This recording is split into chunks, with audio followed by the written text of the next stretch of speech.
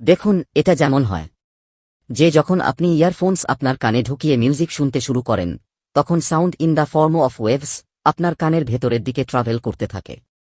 এই সাউন্ড ওয়েভসের কারণে আপনার কানের ভেতরে অবস্থিত হেয়ার সেলস ড্যামেজ হয়ে যায়, যা আপনাকে পার্মানেন্টলি বধির করে দিতে পারে। এবং মনে রাখবেন, এই ড্যামেজ ইররিভার্সিবল হয়। হেডফোনস এবং ইয়ারফোনসের মধ্যে কোনটা বেশি সেফ, এটা বুঝার পাশাপাশি আজ আমাদের বায়োলজিক্যালি এটা বুঝতে হবে যে এই সাউন্ড ওয়েভস থেকে কিভাবে এবং কতক্ষণের মধ্যে এই হেয়ার সেলস ড্যামেজ হয়। না হলে মানুষের এই ভুল ধারণা কখনো ভাঙবে না যে আমরা অনেক বছর ধরে লাউড মিউজিক শুনে আসছি, আমরা তো আজ পর্যন্ত বধির হইনি।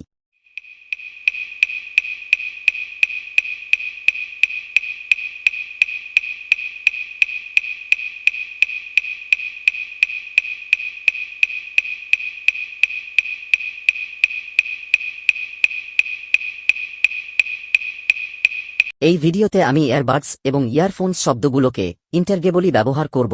একটু বাইরে এসে যদি বলি, তো তোমার কানের বাইরের এই অংশটিকে পিনা বলা হয়, যেখানে গর্ত রয়েছে সেটিকে এয়ার ক্যানেল বলা হয়, এবং যে গহ্বরাকৃতির ঝিল্লি আপনি দেখতে পাচ্ছেন সেটিকে এয়ার ড্রাম বলা হয়।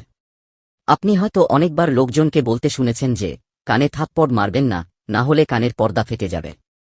সেই কানের পর্দা হল এই এয়ার ড্রাম। এয়ার ড্রাম খুবই পাতলা হয় এবং এতে প্রচুর রক্তের যোগান থাকে। আপনার এয়ারবাডস থেকে যে সাউন্ড ওয়েভস বের হয় সেগুলো এই এয়ার ড্রামকে এমন একভাবে কম্পন করায়। এই এয়ার ড্রাম থেকে সংযুক্ত থাকে এই তিনটি হাড়। এয়ার ড্রামের কম্পন এই তিনটি হাড়কেও এমন একভাবে গতিবিধি দেয়। এই তিনটির মধ্যে যে শেষেরটি হাড়, সেটিকে স্টাফস বলা হয়, এবং এটি কানেক্টেড থাকে কোচলেয়ার সাথে।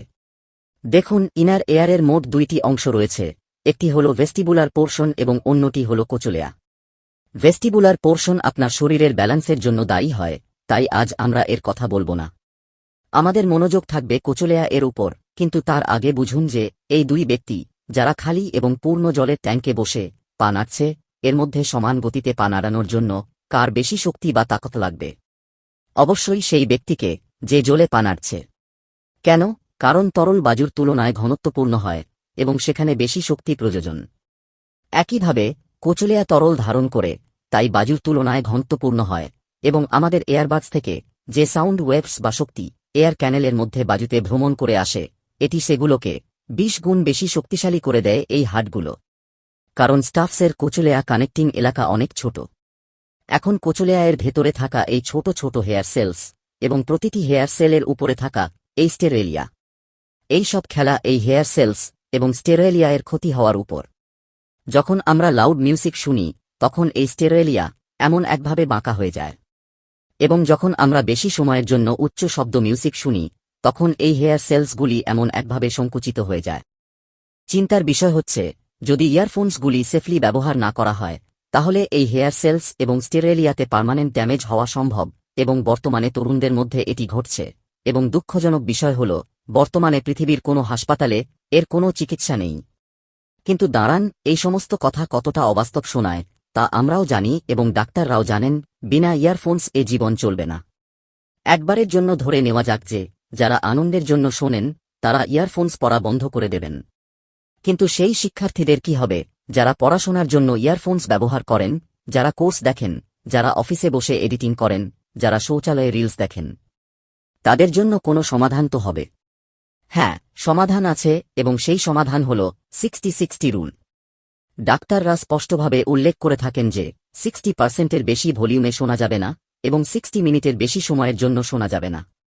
যদি আপনি এই 60-60 রুল মেনে চলেন, তবে আপনার কান ইয়ারফোনস ব্যবহারের পরও 100% সেফ। কিন্তু আবার এই কথাটাও পুরোপুরি অবাস্তব, কারণ অনেক এমন ঘটনা আছে যেখানে শিশুদের অনলাইন ক্লাসগুলো ঘণ্টার পর ঘণ্টা চলে, অথবা অফিসে বসে লোকেরা 8-8 ঘণ্টা এডিটিং করে থাকেন। তাই এই 60-60 রুলের প্রতি অবসাদগ্রস্ত হয়ে এই রবি নামে এক ছাত্র সরাসরি ডাক্তারের কাছে গিয়েছিল এবং লম্বা সময় ধরে অনলাইন পড়াশোনা চালিয়ে যেতে সম্ভাব্য সমাধানের ব্যাপারে জিজ্ঞেস করতে থাকে।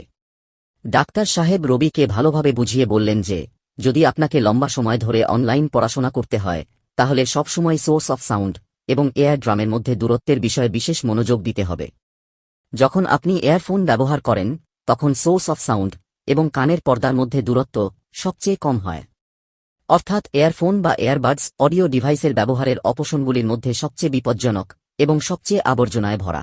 এটা যেন এমন সময় যেন দুই ছোট্ট স্পিকার সরাসরি আপনার কানে ঢুকিয়ে দেওয়া হয়েছে।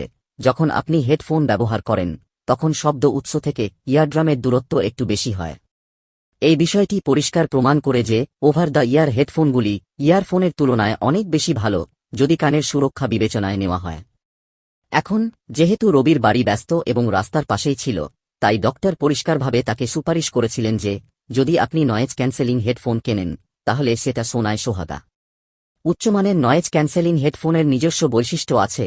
এই বৈশিষ্ট্যের সাহায্যে নয়েজ ক্যান্সেলিং হেডফোন পারিপার্শ্বিক শব্দগুলিকে শুনতে পায়, যেমন রবির বাড়ির বাইরে ব্যস্ত রাস্তা থেকে যে শব্দ আসে সেই শব্দ তরঙ্গে চূড়া এবং উপত্যকা থাকবে। নয়েজ ক্যান্সেলিং হেডফোনের মাইক্রোফোন যেমনই সেই শব্দ তরঙ্গকে গ্রহণ করবে, তেমনি এটি নিজের প্রান্ত থেকে একটি তরঙ্গ উৎপাদন করবে যাতে সেই শব্দ তরঙ্গকে নিরপেক্ষ করা যায়। সংক্ষেপে, শব্দ তরঙ্গের চূড়াগুলিকে নামিয়ে আনার জন্য। ফিজিক্সের ল্যাঙ্গুয়েজে যদি বলি, ডিস্ট্রাকটিভ ইন্টারফারেন্স তৈরি করার জন্য এটি করা হয়। এতে নয়েজ ক্যান্সেলিং হেডফোনগুলি রবির স্টাডি টেবিলে আসা পারিপার্শ্বিক শব্দগুলিকে রোধ করবে এবং সাহায্য করবে যাতে রবি তার স্টাডি লেকচারগুলি কম ভলিউমে শুনতে পারে, যার ফলে তার ইয়ারড্রাম এবং এয়ার সেল সুরক্ষিত থাকে।